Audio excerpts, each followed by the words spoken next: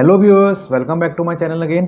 Great solution institute में आप सभी का स्वागत है। मेरा नाम है मुकुल। आज आपको बताने वाला हूँ पाइथन सीरीज़ को कंटिन्यू करते हुए कि अगर हमें काम करना हो मॉड्यूलर प्रोग्रामिंग के अंदर, इसको कहा गया है मेन्यू ड्रिवन प्रोग्रामिंग, तो वो किस तरह से होगा। जब कभी हम होटल में जाते हैं, रेस्टोरेंट में जाते हैं, तो वहाँ पर क्या करते हैं, नंबर ऑफ़ आइटम लिखी रहती है मेन्यू के ऊपर। हम जिसके ऊपर ऑर्डर पे 1 पे दबाते हैं, 2 पे रहते हैं, तो वो ऑर्डर प्लेस हो जाता है। अगर हम बात करते हैं कंप्यूटराइज की, तो जैसे आप स्क्रीन के ऊपर देख पा रहे हैं, मुझे कुछ आज इस तरह का प्रोग्राम बनाना है और इसको हम बोलते हैं मेन्यू ड्रिवन प्रोग्रामिंग, जिसके अंदर एक मेन्यू आएगा। बेसिकली कैसे आएगा, जब प्रोग्राम को कंपाइल करूंगा, एग्जीक्यूट करूंगा, तो पूछेगा एंटर वैल्यू ऑफ ए।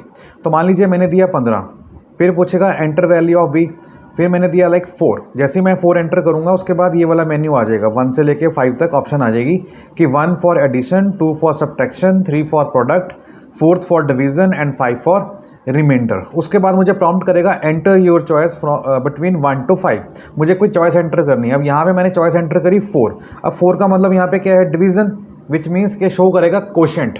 अगर मैं 15 को डिवाइड करूंगा 4 से, तो 4 4 3 12, तो वो 3 से जाएगा ना, तो इसका आंसर क्या होगा 3।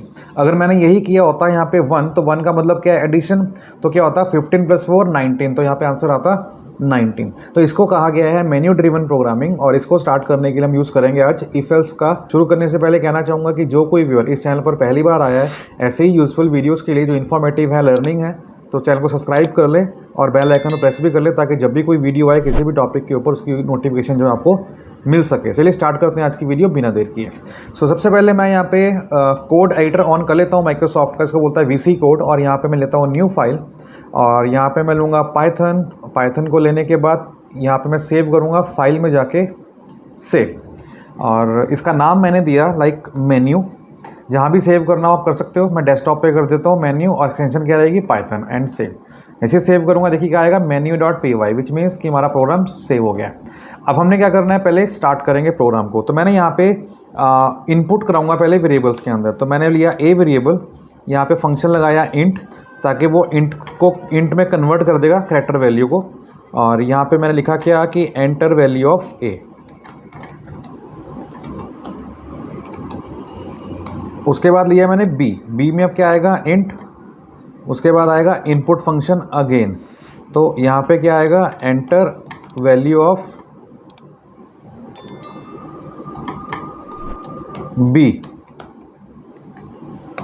तो यहाँ पे आ गया बी। इसके बाद हम क्या करेंगे, अब मुझे मेन्यू प्रिंट करवाना है। तो मैंने यहाँ पे प्रिंट करवाया क्या कि 1 for addition, 2 for subtraction, 3 for multiplication,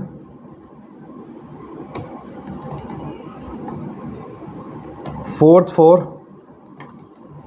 quotient value, and 5th for remainder value. इसके बाद मुझे अब चॉइस एंटर करवानी है। तो उससे पहले मैं प्रॉम्प्ट दूंगा क्या कि एंटर योर चॉइस, साथ में डाल भी देता हूँ 1 से लेके 5 से 1 से लेके 5 तक। अब चॉइस लेनी है, तो मैंने वेरिएबल लिया CH, और अगेन क्योंकि न्यूमेरिक है तो मैं इंट फंक्शन लूँगा और इंट में प्लेस करूँगा इनपुट फंक्शन, ताकि वहाँ प्रिंट कर दे। और मैंने यहाँ लिखा क्या, एंटर योर चॉइस। अच्छा, मैंने यहाँ पे अगर कर दिया तो मुझे ऊपर की ज़रूरत नहीं है, तो मैं ऊपर वाली स्टेटमेंट को निकाल देता हूँ, नहीं तो ये 2 बार प्रिंट करेगा। इसको मैंने निकाल दिया, ठीक है। तो यहाँ मेरी जो वैल्यू होगी वो CH में आएगी। तो इसको पहले एक बार चेक कर लेते हैं। मैं इसको करता हूँ सेव, Ctrl S, और मैं यहाँ पे करता हूँ एग्जीक्यूट। जैसे ही एग्जीक्यूट करूँगा यहाँ पे, तो यहाँ पे प्रॉम्प्ट करेगा एंटर वैल्यू ऑफ ए, मैंने दिया 15, एंटर वैल्यू ऑफ बी, मैंने दिया 6, एंटर। देखिए मेन्यू आ गया कि 1 फॉर एडिशन, मुझे चॉइस देनी है 1 से लेके 5 तक, तो मैंने दिया 5। तो अब यहाँ पे रिमाइंडर आना चाहिए, जबकि यहाँ पे बाहर आ गया क्योंकि मैंने आगे कोडिंग करी नहीं। अब कोडिंग करनी है, तो मैं यहाँ पे क्या करूँगा, पहले इसको करता हूँ क्लियर। तो मैंने यहाँ पे लिखा कमांड CLEAR, क्लियर। इससे क्या होगा, जो विंडो है हमारा, जो बेस है टर्मिनल का, ये क्लियर हो जाएगा। अब मैं यहाँ पे लगाता हूँ इफ़ कंडीशन, क्योंकि मेरे पास चॉइस में वैल्यू आ गया है 1 से लेके 5 तक, तो नेचुरली बात है मुझे यूज़ करना होगा लेटर इफ़ स्टेटमेंट को। तो मैं यहाँ पे क्या करूँगा, मैंने यहाँ लगाया इफ़, अगर चॉइस की वैल्यू =1 होती है, आगे कॉलन साइन, तो क्या करे, प्रिंट कर दे लाइक एडिशन इज़ कॉमा करके यहाँ पे लगा देंगे क्या, a प्लस बी, दोनों का एडिशन आ गया।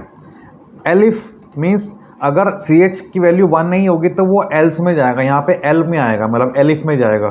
तो यहाँ पे एलिफ में आया तो यहाँ पे फिर कंडीशन चेक कर रहा है क्या कि सी एच की वैल्यू क्या 2 है। अब 2 का मतलब यहाँ मैंने क्या डिफाइन किया है मेन्यू के अंदर कि 2 का मतलब है सब्ट्रैक्शन। तो सब्ट्रैक्शन अगर है तो मैं यहाँ पे क्या करूँगा, प्रिंट, तो मैंने लिखा सब्ट्रैक्शन इज़, यहाँ पे क्या आ जाएगा, a माइनस बी, तो दोनों का डिफरेंस आ गया। अब यहाँ पे मैंने लगाना भूल गया कॉलन साइन, तो यहाँ पे लगाएंगे। उसके बाद फिर क्या आएगा यहाँ पे एलिफ। अब एलिफ में क्या है, सी एच की वैल्यू अगर 3 होती है तो क्या करें, तो 3 का मतलब यहाँ मैंने क्या दिया था, मल्टीप्लाई। ओके, तो मैं यहाँ पे करता हूँ प्रिंट और यहाँ पे आ जाएगा, मैं लिखता हूँ मल्टीप्लिकेशन इज़,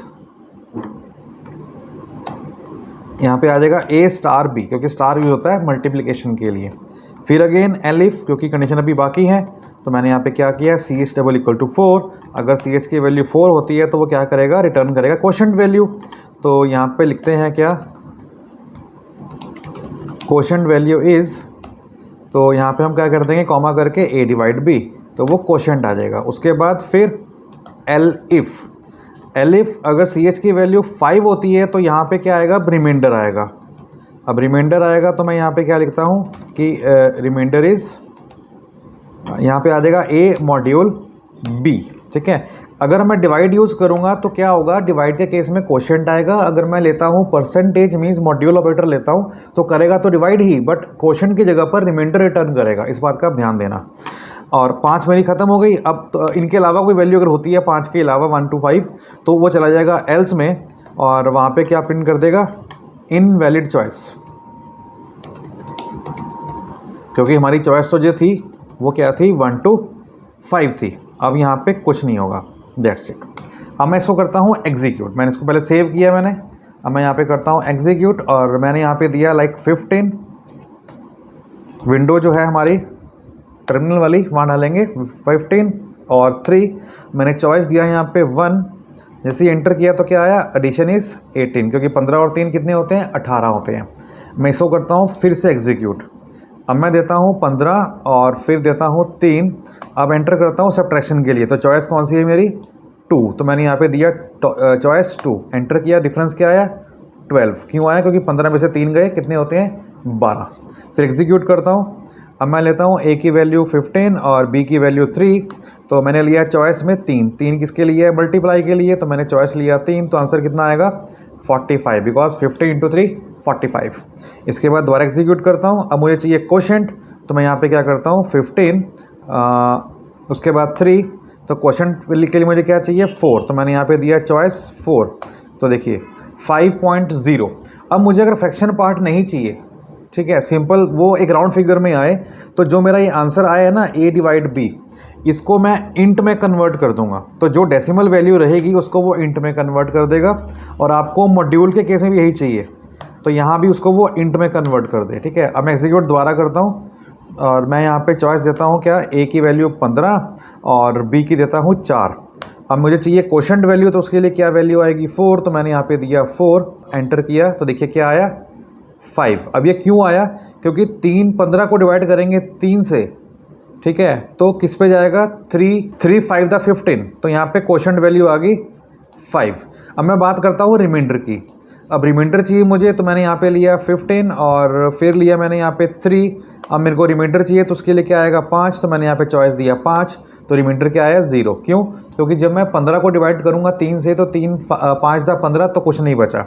मैं काम करता हूँ, नंबर नया लेता हूँ, तो मैं एक ही लेता हूँ वैल्यू क्या, 15, और यहाँ पे लेता हूँ 4, ठीक है। अब मैं लेता हूँ रिमाइंडर की वैल्यू क्या है, 5, मतलब चॉइस मेरी है 5। तो जब 15 को डिवाइड करेंगे 4 से, तो वो जाएगा 3 से, 4 3 दा 12, तो आंसर क्या आएगा, 3। तो आप देखिए रिमाइंडर में क्या आया, 3। और इन्हीं वैल्यूज़ के ऊपर अगर मैं निकालना हो क्वोशंट, तो देखते हैं क्या आएगा। मैंने a की वैल्यू की 15 और b की मैंने 4, और क्वोशंट के लिए क्या आएगा, मेरा आएगा 4, तो मैंने यहाँ पे दिया चॉइस नंबर 4। तो क्या होगा, 15 को जब डिवाइड करेंगे 4 से, तो कितने पे जाएगा, 3 पे जाएगा, तो आंसर फिर कितना आएगा, 3। तो ये इंट फंक्शन से बेसिकली क्या होगा कि जो भी हमारी वैल्यू फ्रैक्शनल पार्ट में आएगी उसको वो कन्वर्ट कर देगा इंटीजर फॉर्मेट के अंदर। उम्मीद करता हूँ अच्छी लगी होगी वीडियो। अच्छी लगी तो प्लीज़ वीडियो को लाइक कर दें, चैनल पर नए हैं तो सब्सक्राइब भी कर लें और बेल आइकन प्रेस भी कर लें ताकि जब भी कोई ऐसी वीडियो आए उसकी नोटिफिकेशन आपको मिलती रहे।